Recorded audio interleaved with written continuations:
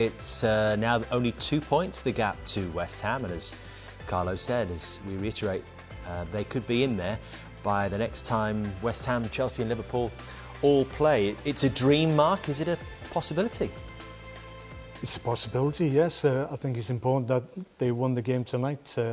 Touched on their home form hasn't been great, but they broke that cycle of knocking 3 points at home. So you would imagine if they can sustain that leading into the games that they have ahead of them, then they'll go close. How much of a relief will that have been to get that home? Yeah, there's always times in a season where you get on a run of results and you start scratching your head wondering when it's going to change around, and their home form would have been a concern for them, but they've broken that cycle now, so you would imagine, you'd like to think that they'd be able to really push now their home form and then pick up points as they have done away from home as well. There's some hot competition. Are they good enough? Are Everton good enough to... I think they may just fall short. I think with the manager that they've got in Ancelotti, I think it's almost him that makes me... If I'm thinking of Everton getting in the top four, it's more, I think, it'll be...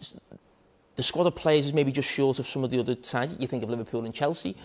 But in terms of the manager they've got, you know, you look at his record, I said on this show last week, how much of an impact he had in the Derby game and how much an impact he's actually had at Everton.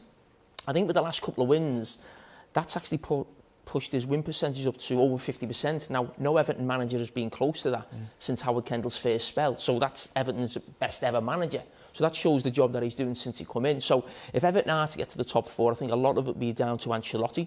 I think other clubs fighting for have maybe got better 11s or better squads. But, as I said, with that man in charge, anything's possible. And when we're talking about fighting for the top four, let's not forget, if they win the game in hand and everyone's on 26 games, if they win that, they're in the top four. So it's not just about challenging for the top four or challenging for Europe. They're already in European places. It should be the challenge. In fact, the challenge should be to get to the top four. I think if you're Everton now and you don't qualify for Europe, I think that'd be a real disappointment. I think what they've got to be thinking is minimum is like, you know, Europa League. But, you know, there's how long to go this season? 12 games of the season. They win the game in hand, they're in the top four.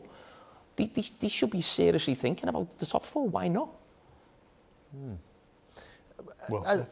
You don't agree there, Dave? Just different to what you said off air, that's all.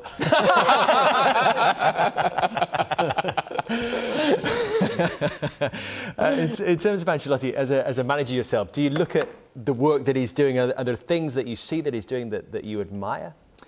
Yeah, you get a sense that because of his standing in the game and what he's achieved and the amount of trophies that he's won throughout the length of his career in the game, both as a player as well, and that counts as well in terms of his mentality. He's used to winning trophies, and that's part of his makeup. So he's clearly transferring that mentality that he has to his players, in my view. And they look like they're a confident group. They look like a group that believe in the manager and believe where he's taking them.